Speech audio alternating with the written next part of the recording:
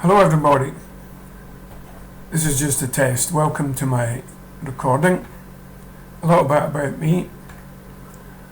When I was young I took 2 degrees in physics, a BSc and a PhD, and I worked with a huge magnet which is partly controlled by that equipment there. And when I started my professional career I moved to Glasgow to the Department of Clinical Physics, and this is my first job. Believe it or not, this is an ultrasound machine. This articulated arm here comes down to the probe here, and this is the control box. Very primitive compared with today. Anyway, I want to talk to you about sacral nerve stimulation in functional urinary disorders, and the credit for this goes to Tanaka and Schmidt. Now, sacral nerve stimulation is a very simple pulse. This is it on an oscilloscope. This little gadget here is mimicking the patient's impedance, and these are the parameters for the stimulation. So the first question, obviously, does it work? Tanaka and Schmidt did it very empirically. What do we know now? Now, this is a former colleague of mine called Grenville. He takes your kidney out if you've got cancer, and he's an expert, and he used to laugh at sacral nerve stimulation and call it a placebo. Now, in evidence-based medicine, expert opinion, which is what Grenville holds, is the lowest form of opinion. Obviously, the highest form of opinion is randomized trials. Now, we can't really do randomized trials with sacral nerve stimulation because of the difficulty of having a placebo stimulation, but we can have level 2 evidence, the next best. And just to show you, this is called a forest plot, and if you haven't seen these before, there's a red line here which is the null response between the new therapy and existing, and if these lines here, which represent statistical variance, if these lines are to the left, then we have a statistically significant improvement. So there's a wee bit of data for you on sacral nerve stimulation working. Here's some more data. This is sacral nerve stimulation tested against standard medical treatment. So that's SMT, standard medical treatment, SNM, sacral neuromodulation, and you'll see in all the graphs that sacral nerve stimulation gets a higher score, and the asterisks are the levels of statistical significance. 1 asterisk is p.05, 2 asterisks is p.01. So it definitely works in other people's hands. We still have to prove it works in ours. Now, I need to start by telling you about the micturition reflex. Now, it's actually about 15 reflexes. We more or less don't know about any of these, but they've been proven. So just to give you an overview of the micturition reflex, it starts down here at the urethral sphincter, the bladder, goes to the sacral part of the spinal cord, goes all the way up to what's called the pons, and this is like a little computer here. It's called the pontine micturition center. It takes inputs from down here, it takes commands from up here, and it processes them. And we've got various other diagrams of it working. Various parts of the brain have been identified by functional imaging. This PAG, it's called the periaqueductal grey, and that's been found to be important. And we've got sensory and motor inputs and outputs. Processing centre here at the sacral level, processing centre here in the bottom of the brain. So how is it done? Well, we have 2 parts to it. We do a test with disposable electrodes, and this is the test going in. So we get a needle under local anaesthetic. These are the sacral foramina, as the plural goes, of foramen. S1, S2, S3. We go through S3. Here's the nerve root. We stimulate it, look for a response, send the patient away for 3 weeks. If it works, they get the implant. This is the permanent implant lead. The difference is there are 4 electrodes, 1, 2, 3, 4, and we have these tines which bind to the tissue and stop the lead from migrating. I've shown you that already. We just send in this pulse. We do actually occasionally tweak these parameters, but I would say in 9 patients out of 10, we just start them off on these standard parameters. We really only tweak the parameters for someone like pain, where there's some evidence that changing this pulse width and even the frequency can help remove pain. So in whom does it work? Well, this is one of the miracles of sacral nerve stimulation. We've got two completely opposite dysfunctions of the urinary system. The first dysfunction is when the bladder won't empty, but it's not obstructed. In older men, the prostate can obstruct the bladder, but this is usually in younger women, so it's non-obstructed. And one way of looking at it is of those 15 reflexes I told you about, there's one called the guarding reflex, and it's been up-regulated. And what happens then, this is urodynamics, just look at this pink line here. This is the pressure in the bladder caused by the detrusor muscle. The red line is us telling the patient to void or empty, and nothing. Second group of patients in whom it doesn't work. It does work. The opposite of that first group, and these are people whose bladder does contract, but it contracts when they don't want it, and it causes symptoms, urgency, frequency, fierce urgency, and incontinence, making social life very difficult. And there's a third group where it has been trialled in chronic pain and some kind of neuropathic patients, but I'm not going to talk about that because that's more experimental with fewer data. So how does it work? Well, one way of trying to explain this is to talk about Botox. In the overactive bladder, we occasionally use Botox, botulinum toxin, to paralyze the bladder. So we're destroying a natural process. SNS isn't like that. SNS attempts to restore the natural process by sending our little pulse into the complex set of afferents and efferents and flipping the reflex back to normal. It's kind of the assumption that the reflex wants, if I can anthropomorphize, the reflex wants to be normal and we just need to flip it back. So we're essentially interfering with the sacromicturician center here and trying to destroy the dysfunctional or block the dysfunctional afferents that are causing the problem. So what evidence have we got? Well, in Fowler syndrome, that's the one where the bladder doesn't contract. This is a mixed set of authors from London and from Pittsburgh. Now, this is a very complicated slide and I don't have time to explain it.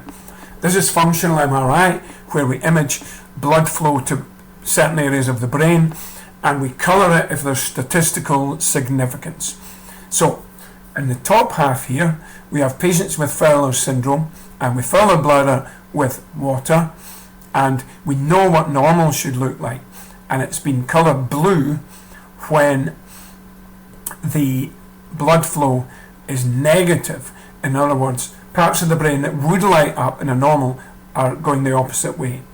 And then down here we have, after a test of sacral nerve stimulation, a successful test, and you'll see there's so much more red in the bottom section. In other words, sacral nerve neuromodulation has done something to your brain.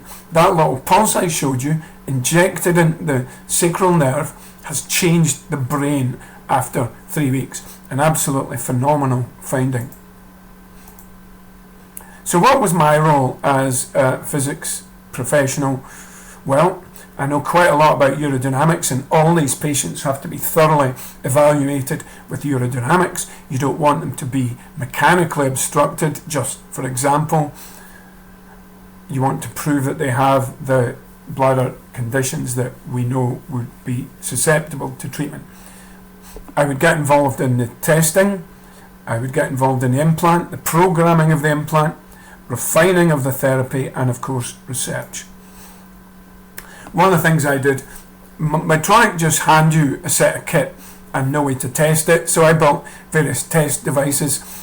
Obviously, as being a physicist, I like my oscilloscope, but the oscilloscope can only test this box in real time, whereas this is a digital oscilloscope, and we were able to run that for days on end and test the box for days on end, because the patients are going to use it for days on end, and we did have patients in whom the box stopped working. So we're sampling here obviously because we have a limited ability to record these data, and you can see here a pulse has dropped out. These are the pulses on a different time base, and you can see the pulses dropped out. So we're able to do a bit of testing as physicists, refining the technique. So we want to do an experiment where we wanted to establish whether the curved stylus or the straight stylus was more efficacious. The stylus is the thing you put in first to guide the electrode. Now the anatomical situation is that the nerve is curved, so you might think that the curved stylus, this one here, is going to start the electrode in a better direction than the straight, but we need to prove it. So these are two different patients, and this is obviously gone in a straight line, and this we think is more anatomical. And one of the things we were able to do was hand the orthogonal x-rays, lateral and anterior posterior, to somebody who knew what they were doing, and make us a 3D model of this situation, which I'm going to just very briefly show you here just to get an idea. So there's the sacrum, and we're able to look into the curvature of that electrode, and this is actually a really nice one.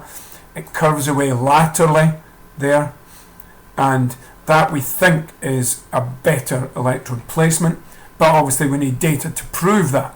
So I've labelled this old and new. So old was straight, new was curved. The electrodes, we start at 0, 4 electrodes, 0, 1, 2, 3, and what we're plotting here is voltage. It's assumed that the lower the voltage, the more efficacious the therapy, and as you can see, the median line for all of the electrodes goes down to different degrees, and here are the p-values up here. So we've got statistical significance in 2 of them, and that was thought to be decent proof to use the curved stylus. Programming the situation, the case can be made positive or neutral, and each of these can be made positive or negative. And if you do the maths, there are 180 combinations. Now you're not going to try all that out. What a lot of people do is just have a favourite combination, like 1 minus 3 plus, but there's no reason why each patient should respond to that. So what I created as a more logical scientist was that I would start off with case positive and then 4 programs which the patient can control, where each of these electrodes was negative in turn.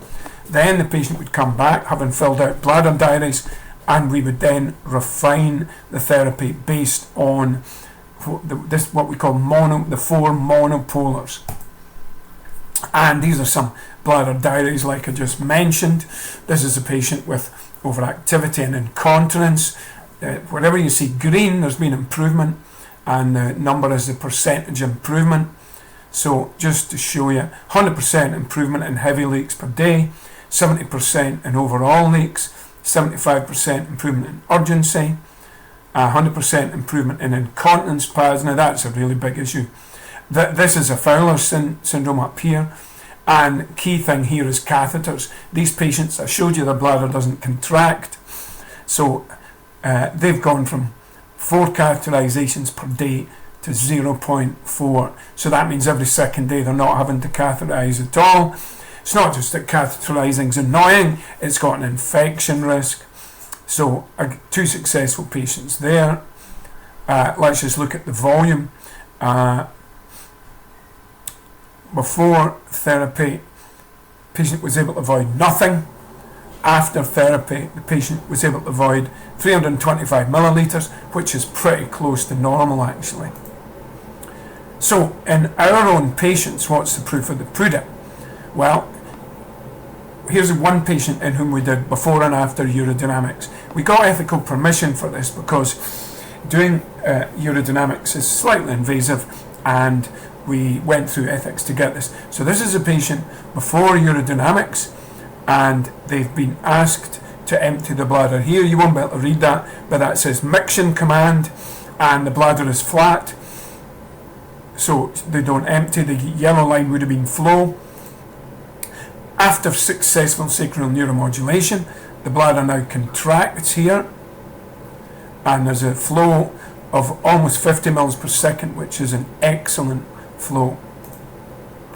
But we can't do urodynamics in everybody, so we'll have validated outcome measures, disease-specific outcome measures. And I won't bore you with what these all are. I'm going to show you quite a few graphs. These are all medians and quartiles.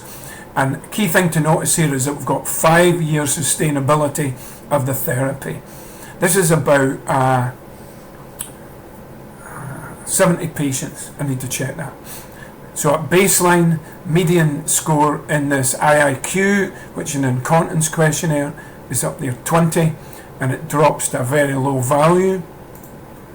UDI, urogenital distress inventory, pre-therapy up near 15, post-therapy down about 5. ICIQ, another incontinence questionnaire, pre-therapy about 20, doesn't drop quite so much. Then for the dysfunctional voiders, they were all at max. The maximum was 6 on this questionnaire, and they're all, the median is at 0 up to 60 months.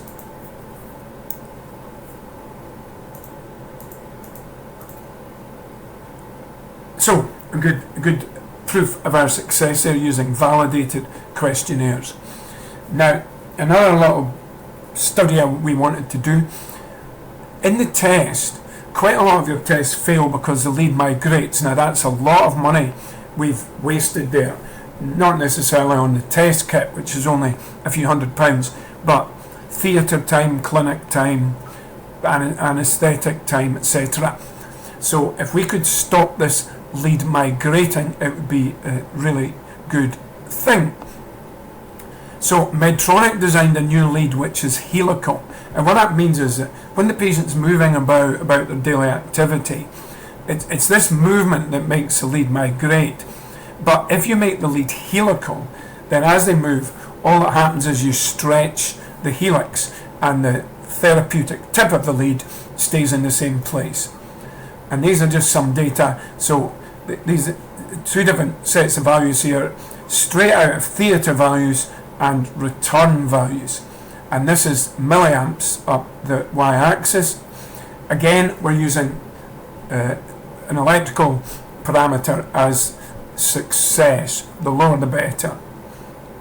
So in theatre we got a lower current with the new setup, but more importantly, when the patient returned, we have a much lower current with the helical lead, and thus proving to a very highly statistical value that migration has reduced.